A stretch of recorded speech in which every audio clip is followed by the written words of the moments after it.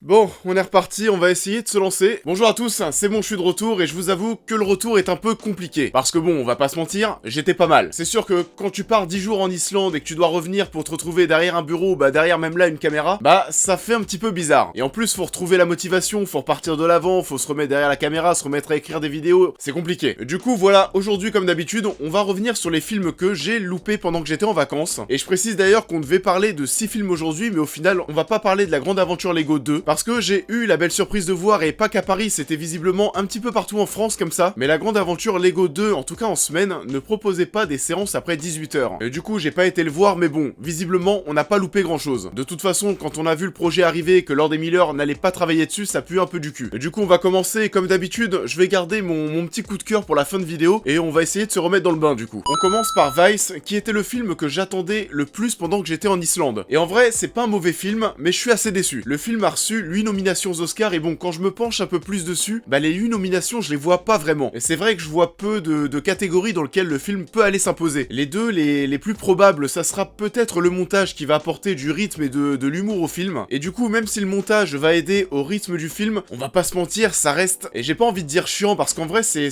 peut-être pas le mot, mais en tout cas, c'est pas un film à aller voir à 22h. Et la deuxième chose qui est intéressante, c'est bien évidemment la performance de Christian Bale en Dick Cheney, qui est absolument stupéfiante. Mais en tout cas, ouais, l'Oscar du meilleur acteur se jouera certainement entre Christian Bale et Rami Malek. Mais j'ai quand même un léger doute que Christian Bale reparte avec la statuette. L'interprétation est ouf, le mec est complètement dedans. Vous pouvez aller regarder des vidéos de Dick Cheney, vous allez vous rendre compte que vraiment, le mec s'est vraiment investi à 400%. Que ce soit physiquement, mais aussi toutes ces mimiques qu'il va avoir avec sa bouche, sa voix, etc. Et généralement, c'est des choses que l'Académie aime bien, et il y a qu'à voir ce qui s'est passé avec Gary Oldman l'année dernière. Mais je trouve que le personnage de Dick Cheney dans le film n'a pas vraiment de grands moments de bravoure, où Christian Bale crève littéralement l'écran et donnerait vachement plus de poids à sa performance. Et il y a un seul moment à vrai dire où c'est le cas, et c'est tout à la fin du film, où Christian Bale va se retrouver en total monologue, en brisant le quatrième mur, en nous regardant, et à ce moment-là, ouais, Christian Bale est dingue. Et sinon à part ça, oui, ça peut sembler lent, et aussi attention, assez compliqué à suivre si vous ne connaissez absolument rien aux événements présentés dans le film. J'en avais parlé dernièrement dans Colette, mais surtout oui, dans Bohemian, où on va retrouver des ellipses de temps assez folles, on va passer d'un moment à un autre sans vraiment de raison. Et du coup, encore une fois, pour la cohérence et le développement des personnages, ça part un petit peu en couille encore une fois. Ce que je veux dire par là, c'est qu'on va avoir des scènes où on va voir Dick Cheney qui est ouvrier, et je sais pas, mais 10 minutes plus tard, le mec est politique, tu sais pas d'où viennent ses connaissances, d'où viennent ses compétences, mais il faut l'accepter. Et c'est encore une fois très flou, et du coup, en plus avec le montage qui part un petit peu à droite à gauche, tu peux encore plus t'y perdre. Et donc voilà, Vice restera pour moi une petite déception. Christian Bale, c'est ok, le montage qui donne du rythme et de l'humour, pourquoi pas, mais sinon pour tout le reste, on en reparlera mais pas forcément convaincu, mais ça tape quand même 8 nominations aux Oscars. Le deuxième film dont on va parler, et on va parler de Paris est à nous, qui est sorti sur Netflix, et qui est un petit, très beau pétard mouillé. Parce que ouais, c'est pas dingue. Paris est à nous est une sorte de projet d'auteur improvisé qui a été réalisé petit à petit à Paris, et notamment avec des scènes où on va voir en fond des événements qui sont déroulés à Paris durant ces dernières années, que ce soit des événements quelconques, mais aussi des événements malheureux. D'ailleurs, le projet, quand je l'ai découvert en tout cas, s'appelait à l'époque Paris est une fête, et je pense qu'on avait tous découvert le projet sur Facebook, enfin sur les réseaux sociaux pour ceux qui en avaient déjà entendu parler, et il s'est passé du coup quelque chose d'intéressant avec les réseaux sociaux, parce que c'est vraiment les gens qui ont porté ce projet jusqu'à ce qu'il puisse sortir sur Netflix, et malheureusement c'est la chose la plus intéressante du projet, c'est de voir comment est-ce que ce projet est né. Le concept a fait parler, la com a été lancée assez tôt sur les réseaux sociaux, ça a été soutenu, et au final ils ont commencé à espérer une sortie au cinéma. Au final ça a fini sur Netflix, mais c'est pareil, c'est une belle victoire. Donc ouais, le message reste le même, mais si vous avez envie de créer, faites-le, parlez-en sur les réseaux sociaux. Et on sait jamais, mais j'en avais déjà parlé dans ma critique de Paranoia qui avait été tournée à l'iPhone, mais voilà, encore une fois aujourd'hui vous avez les moyens de créer, de faire parler de tout ça sur les réseaux sociaux. C'est pas les mêmes moyens non plus que Paris est à nous, mais en tout cas voilà, avec les réseaux sociaux et tout ce qui peut se passer, pourquoi pas. Sinon pour revenir au film en lui-même,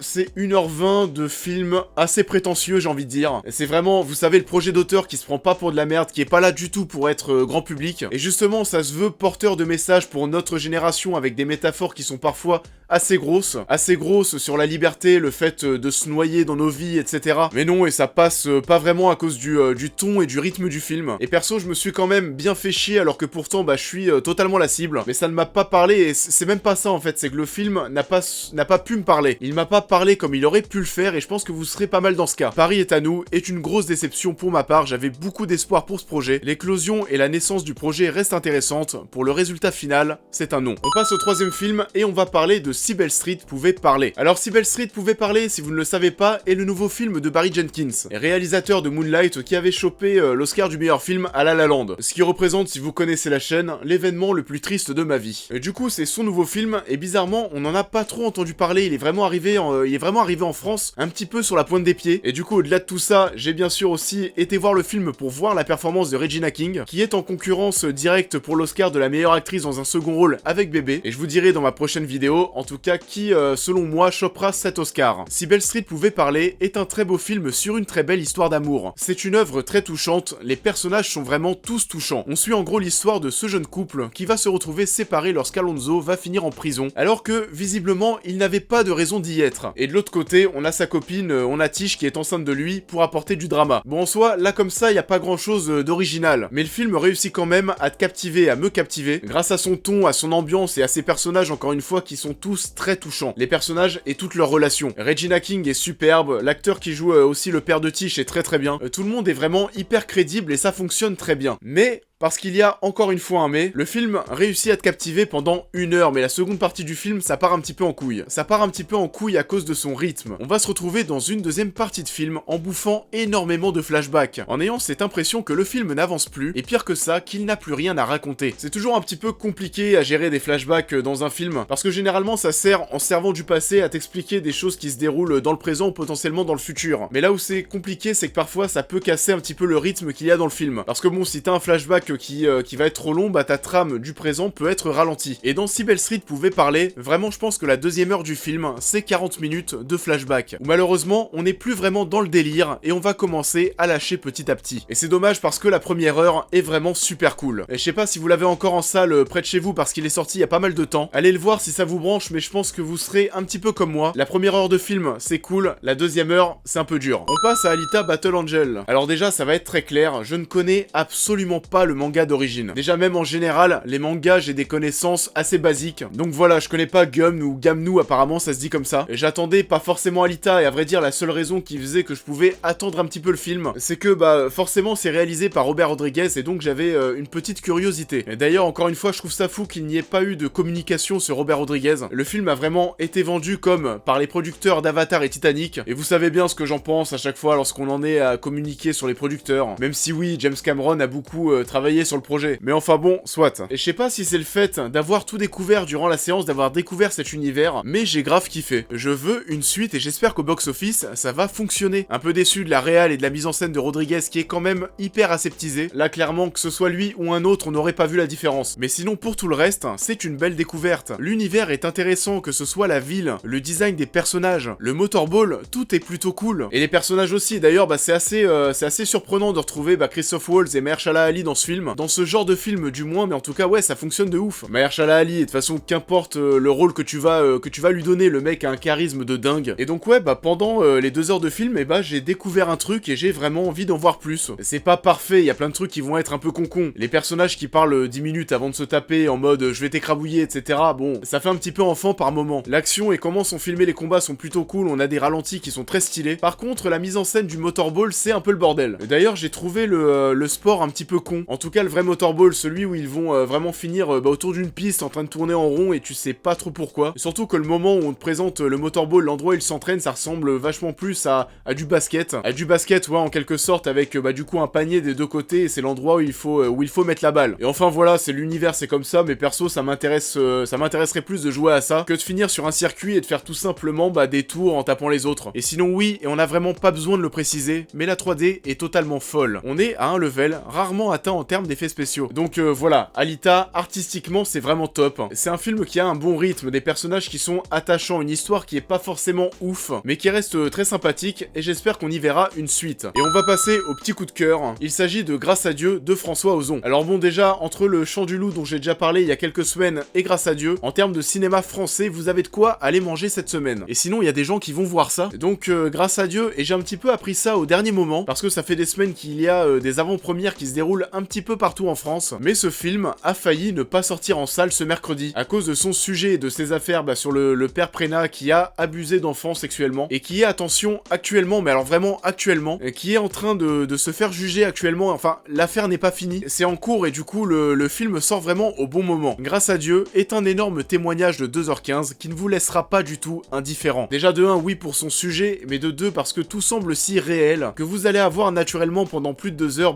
la haine. On dirait vraiment que les acteurs, enfin les victimes, ont vraiment subi ces attouchements, c'est assez dingue. L'histoire va être en gros coupée en 3 parties, où l'on va suivre ces 3 personnages qui ont tous vécu ces atrocités. Et ça nous permet de voir comment est-ce qu'ils ont réagi, et en plus de ça, c'est de manière différente. Il y en a un qui cherche à se battre pour ça, il y en a un autre qui avait plutôt tendance à chercher à oublier, en tout cas dans un premier temps, et etc. Et le film est putain d'important, et je vous pousse vraiment à aller le voir. C'est un peu comme 120 battements par minute, c'est un film qui va être dur, et de toute façon, on va pas se mentir, que ce soit Grâce à Dieu ou 120 battements par minute, c'est pas le genre de film que tu vas te taper 10 fois dans ta vie, mais c'est à voir une fois, parce que c'est bien, ça joue tellement juste, et c'est un sujet important qu'il faut porter. Ça peut paraître long au premier abord, lorsque vous allez voir l'affiche, vous savez très bien que c'est pas un film devant lequel vous allez vous éclater, mais on a vous savez, ces 3 histoires qui vont se succéder, et qui vont relancer à chaque fois l'intérêt du spectateur qu'il va avoir envers le film. On va suivre un nouveau personnage, une nouvelle problématique, et donc oui, ça permet de tout relancer à chaque fois, et on a un rythme qui est vraiment bon. On a aussi un truc intéressant, et surtout dans la deuxième partie de film, je dirais,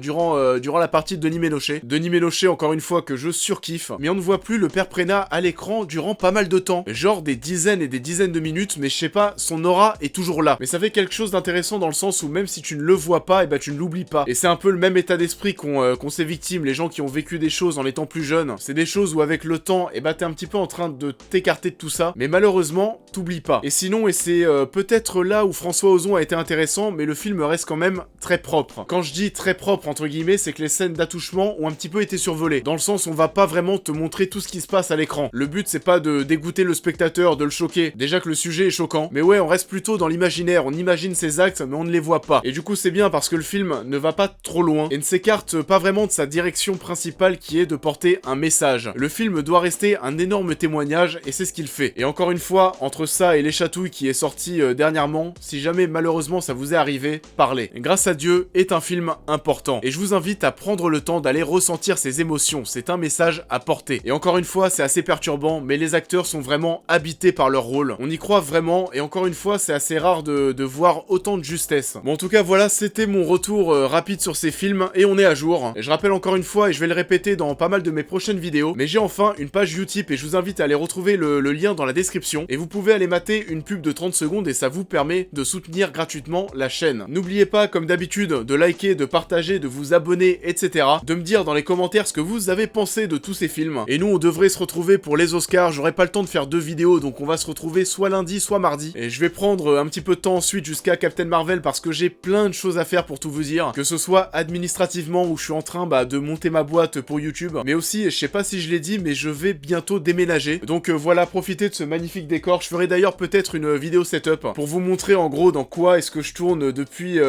1 an, et vous vous en rendez pas compte, mais c'est pas très grand. On reparlera de tout ça plus tard. Et du coup, on va se retrouver pour les Oscars, et encore une fois, à très vite.